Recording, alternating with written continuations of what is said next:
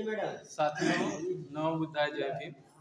मैं बहुजन block TV की तरफ से आप लोगों का हार्दिक स्वागत, अभिनंदन और वंदन करता हूं। हमारे बीच एक मिशनरी साथी आए हैं।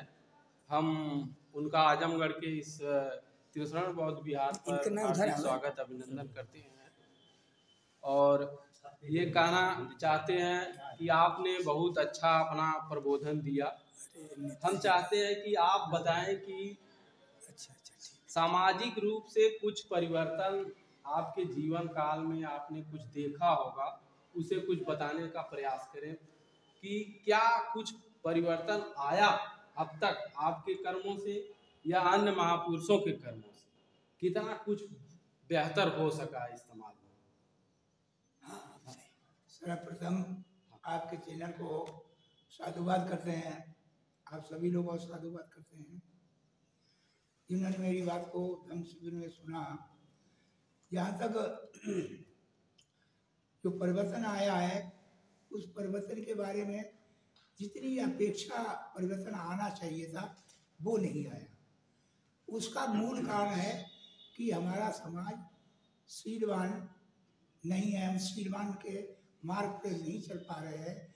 इसलिए बाबा साहब ने हमें 60-65 साल दीक्षा दिए हो गए हैं, तो बहुत बड़ा परिवर्तन आना चाहिए था।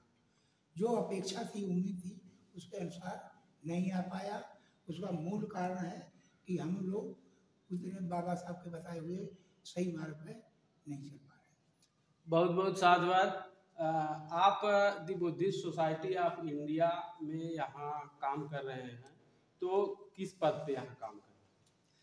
हम बुद्धिस्ट सोसाइटी ऑफ इंडिया में ट्रस्टी आब्रिक प्रभारी उत्तर भारत को 4 जोनों में 21 फरवरी 1921 को सांची में राष्ट्रीय अधिवेशन में 4 भागों में बांटा गया था और 4 भागों 4 जोन के प्रभारी बनाए गए थे। तो उत्तर भारत का प्रभारी मुझे बनाया गया था। तो मैं बुद्धिस्ट सोसाइटी ऑफ इंडिया में 2001 से लेकर अब ट्रस्टी और उत्तर भारत प्रभारी के रूप में काम कर रहा हूँ, जो 10 राज्य हमारे परिवार में आते हैं। जी जी, बहुत बहुत साधुवाद। एक चीज़ और मैं पूछना चाहता हूँ कि बाबा साहब ने धम्म को पुनः जागृत किया इस भारत देश में, और उसके बाद किसी और महापुरुष ने उसमें फैलाने का काम किया। बाबा साहब ने जो धम्म की बात है, जनरली लोग कहते हैं कि धम्म जो है नष्ट हो गया था, खत्म हो गया था। धम्म लुप्त हो गया था। जब भारत में लुप्त हो गया था तो दूसरे देशों में जगमगा भी रहा था। जैसे सूर्य यहाँ डूब रहा है तो दूसरे देशों में दिखाई दे रहा है, जगमगा रहा है। तो बाबा साहब ने इस सूखे हुए या लुप्त हुए धम्म को बाबा साहब ने 14 अक्टूबर 1956 यानी सम्राट अशोक विजय की दशमी के दिन इसको भारत में पुनर्जीवित किया। और आज ये तिथि सम्राट अशोक विजय दशमी की तिथि 14 अक्टूबर 1956 की तिथि आज पूरे विश्व के लोग जो है इसको एक सकारात्मक रूप देख रहे हैं। और उसके ही तहत जो धम्म संघाय हमारे बोधगया में हो रहा है, इसमें 22 तक हमारे हो चुका, त्रिपिटक हो चुका है और इसमें 2021 तक का ये चलने की उम्मीद है। ये उसी का परिणाम है बाबा साहब के भारत में बौद्ध धर्म पुनर्जीवित करने के कारण। सर, मेरा क्वेश्चन आया नहीं उसका आंसर। मैं ये कहना चाह रहा था कि भारत देश में बाबा साहब के बाद मिशन को किसी व्यक्ति ने बढ़ाने का काम किया आपके समझ से, और किया तो कौन लोग थे? हाँ, बाबा साहब का मिशन बाबा साहब के बाद मान्यवर काशीराम साहब ने, जी जी, यही मैं जानना चाह रहा था। मान्यवर काशीराम साहब ने किया और बाबा साहब के बाद मान्यवर काशीराम साहब ने किया और इतना बड़े पैमाने पर किया कि जो बहुजन समाज को जोड़ के एक मंच पर आए। और यहाँ तक कि राजनीतिक परिवेश में सरकारें भी बनी, वो सब देन थी मान्यवर काशीराम। बहुत बहुत साधुवाद। एक चीज और पूछना चाहता हूँ कि दी बुद्धिस्ट सोसाइटी ऑफ इंडिया किसी राजनीतिक पार्टी को सपोर्ट भी करती है? ये पूर्ण रूप से सामाजिक और धार्मिक संस्था है। इस संस्था के बायराज में ये भी नियम है, कोई राजनीतिक पार्टी में पदाधिकारी है, काम करता है, उस संस्था का पदाधिकारी या मेंबर नहीं रह सकता।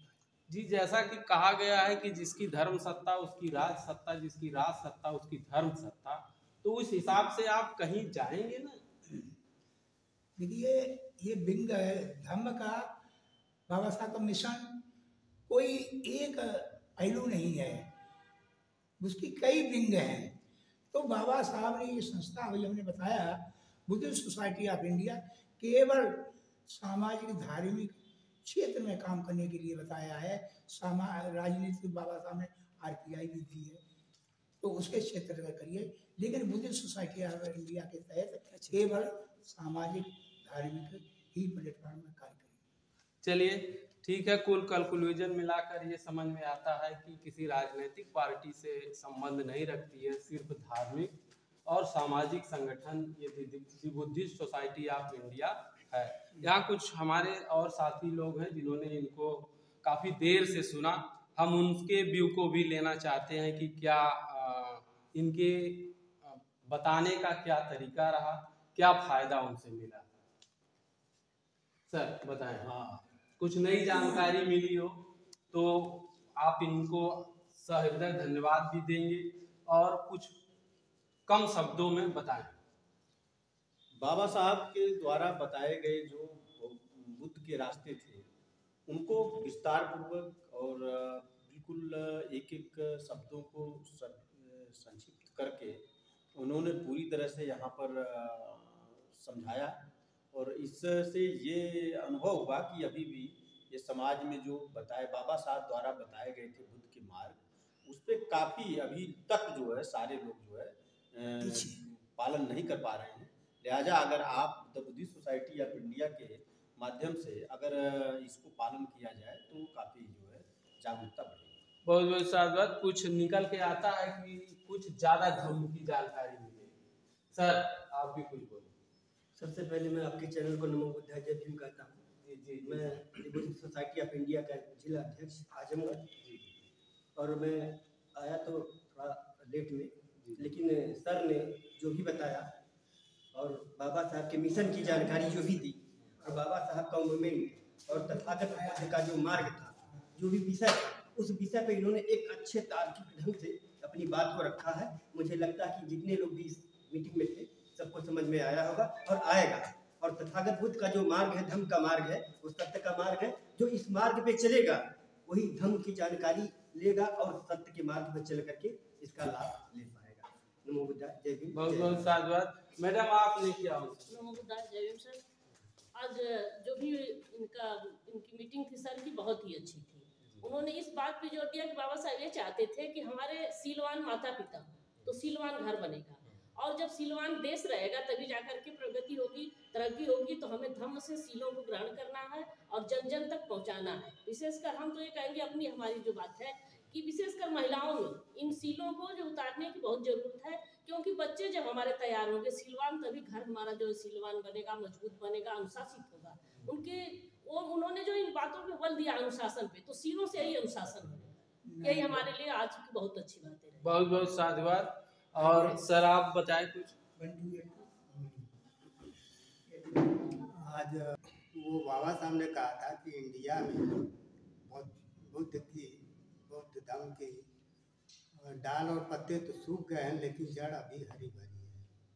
तो हमारे ऐसे बीच में हमारे ऐसे पुरुष जो आए जगह जगह घूम करके पूरे प्रदेश में, हिमाचल प्रदेश में, अभी दिल्ली इनका वो होना, तो ऐसे लोग जो अपने पूरे जीवन को न्यौछावर कर दे रहे हैं, यदि ऐसे पुरुष पैदा हो जाएंगे ना, पूरा समाज का पूरा, मैं कह रहा हूँ कि 90% लोग बुद्धिस्ट लोग हो जाएंगे और जागृति बढ़ रही है। जब तक हम सुनेंगे नहीं, चर्चा सुनेंगे नहीं, तब तक हमको हमारे दिमाग में कैसे सोच पैदा होगी। जब सोच पैदा होगी तभी हम वैसा व्यवहार करेंगे। बहुत बहुत धन्यवाद। बहुत बहुत साधुवाद। सर को एक बार मैं अपनी तरफ से बहुत बहुत साधुवाद देना चाहता हूँ कि आप मेरे जनपद में आए। मैं बहुत बहुत स्वागत, अभिनंदन और वंदन करता हूँ कि आपने यहाँ के लोगों को बहुत कुछ नई चीज़ें भी बताई हैं और बहुत कुछ नया देने की कोशिश की है। आपकी उम्र देखी जाए, इस उम्र में ये युवाओं से भी अधिक वर्क कर रहे हैं। इसका मैं कोट से इनको धन्यवाद देता हूँ, साधुवाद करता हूँ। जो लोग मेरे इस चैनल को देख रहे हैं कृपया लाइक और सब्सक्राइब करें। बहुत बहुत धन्यवाद।